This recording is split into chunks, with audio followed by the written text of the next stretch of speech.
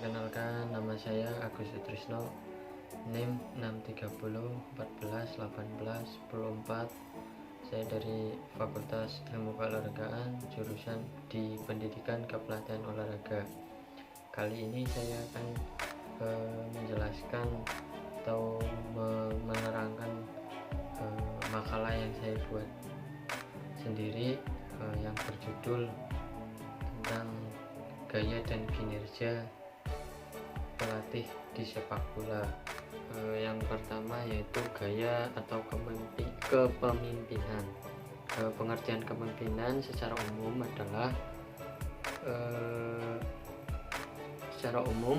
sebuah kemampuan yang terdapat di dalam diri seseorang untuk bisa mempengaruhi orang lain atau memandu pihak tertentu untuk mencapai suatu tujuan. Jadi kepemimpinan yaitu bisa mempengaruhi atau mengajak seseorang atau orang lain untuk mencapai suatu target atau mencapai suatu tujuan yang dimana tujuan tersebut adalah target tersebut adalah rencana dari awal sampai sini juga ada motivasi kerja atau membangkitkan kinerja seorang pelatih untuk dapat bisa mencapai semua target, yaitu yang pertama disiplin adalah ketaatan terhadap aturan, dan disiplin tidak berkaitan dengan nilai dari apa yang akan dicapai oleh suatu aturan. Dengan kata lain, setiap disiplin ditunjukkan dengan tidak mempertimbangkan apakah aturan yang diatur bermanfaat atau tidak, sebelum pada akhirnya membuat pegawai bergairah untuk bekerja. Di sini pegawai itu seorang pelatih atau yang dilatih.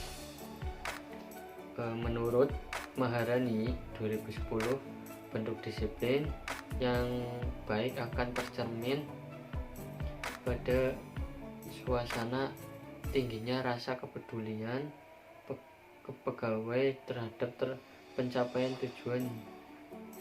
tujuannya. Jadi bentuk disiplin itu tercermin pada tingginya rasa kepedulian, rasa peduli terhadap kinerja atau suatu yang ingin dicapai.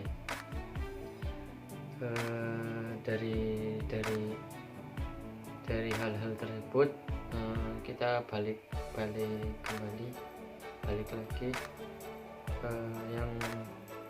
dan ini ciri-ciri gaya kepemimpinan pelatih.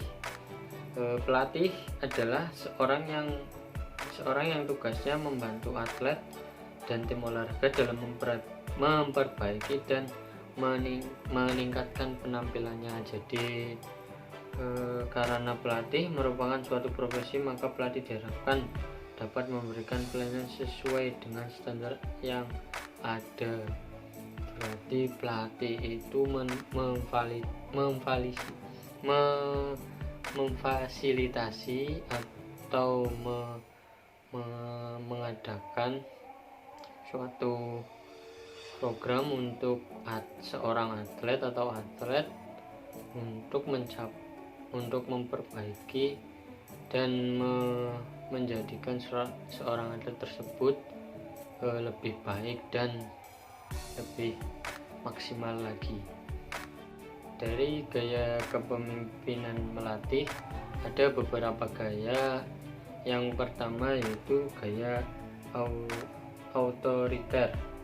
Gaya kepemimpinan otoriter pada umumnya memiliki ciri-ciri menggunakan otoritas atau kewenangan untuk mengendalikan atlet.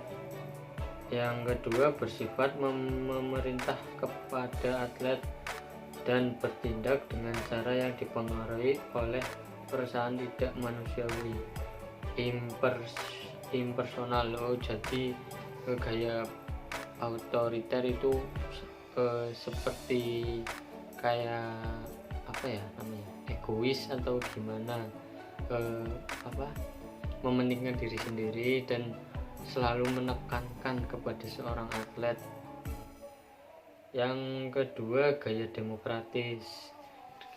Pelatih yang memiliki pada umumnya memiliki ciri-ciri bertindak dengan cara yang ramah dan akrab, membuka kesempatan tim sebagai suatu keutuhan dalam rencana, dan yang ketiga, memperbolehkan anggota kelompok atau tim untuk saling berhubungan, berinteraksi dengan anggota tim lain tanpa harus meminta izin kepada pelatih.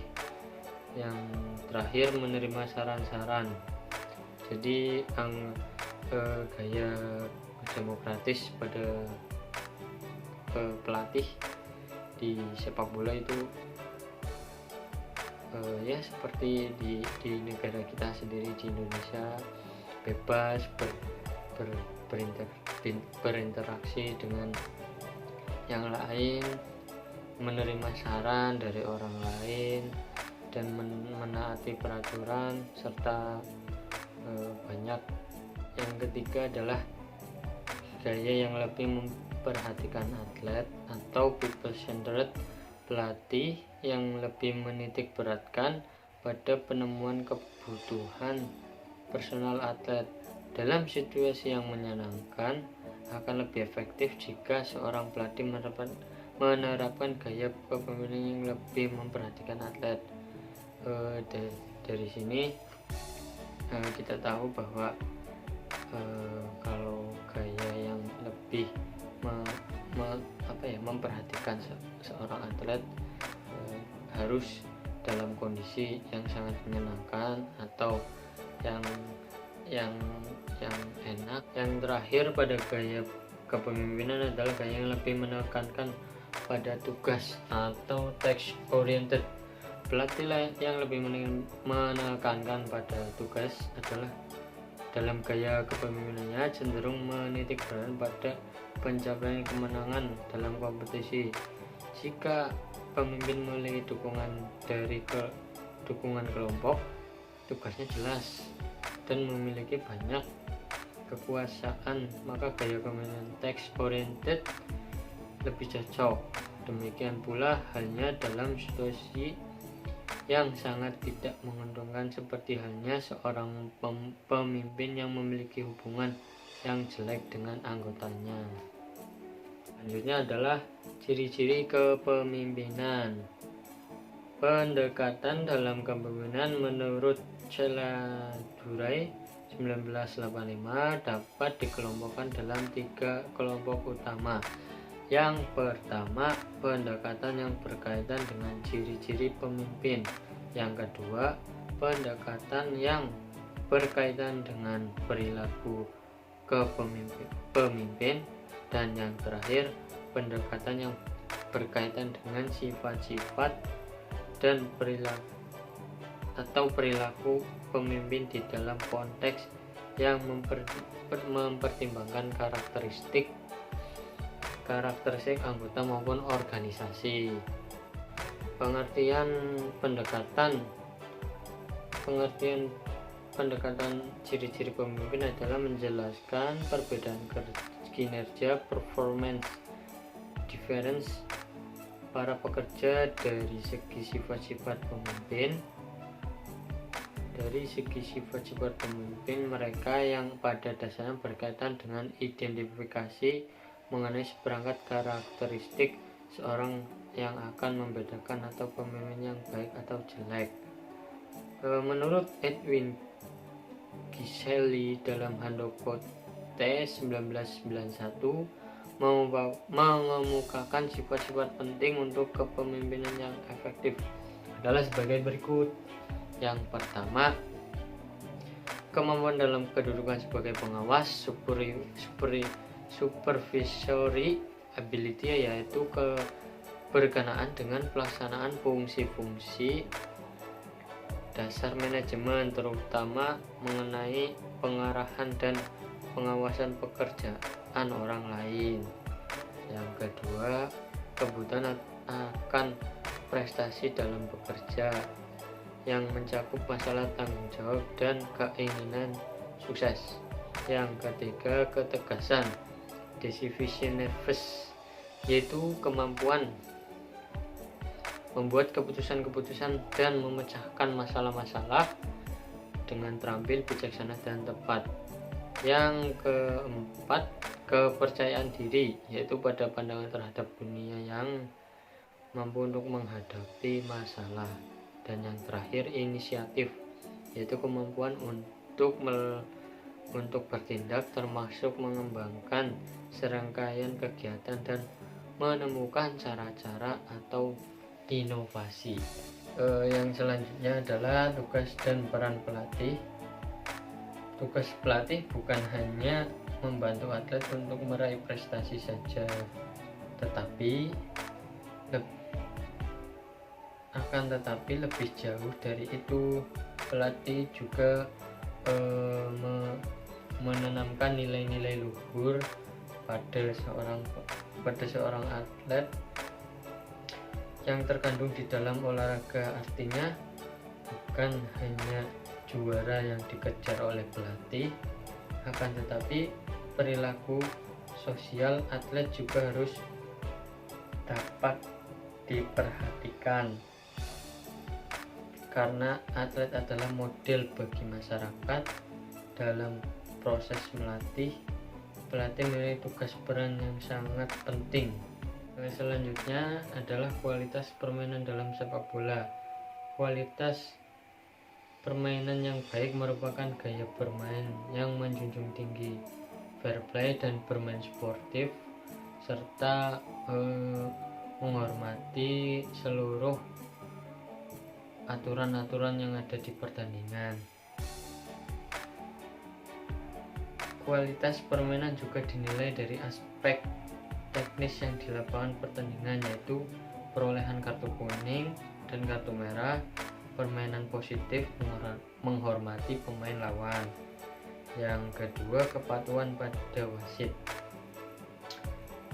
Perolehan kartu kuning dan kartu merah sama seperti cabang olahraga lainnya, sebagai sepak bola juga memiliki aturan dalam permainannya. Apabila pemain melakukan pelanggaran yang cukup keras, 2-3 keras, maka wasit dapat memberikan peringatan dengan kartu kuning atau kartu merah. Pertandingan akan dihentikan dan wasit menunjukkan kartu ke depan pemain yang melanggar, kemudian mencatat namanya di dalam buku atau mencatat nomor punggungnya.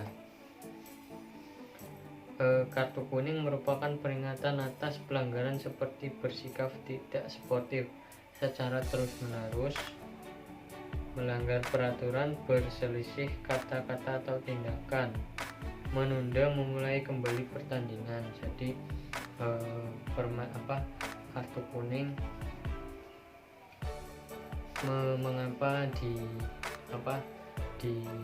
mengapa dikeluarkan kartu kuning, karena seorang atlet tersebut bisa bermain tidak sportif atau berkata-kata yang tidak baik, juga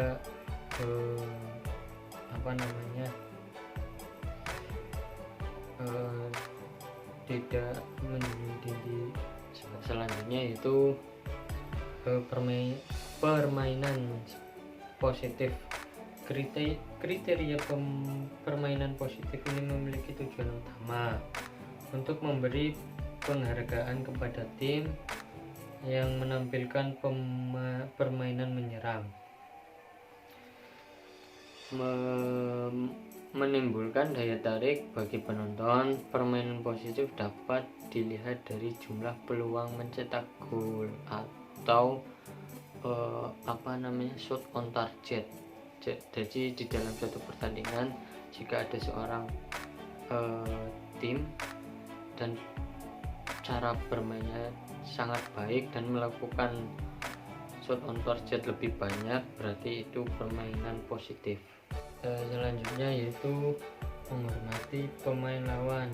Setiap pemain diwajibkan menaati peraturan pertandingan sepak bola pada kompetisi tersebut.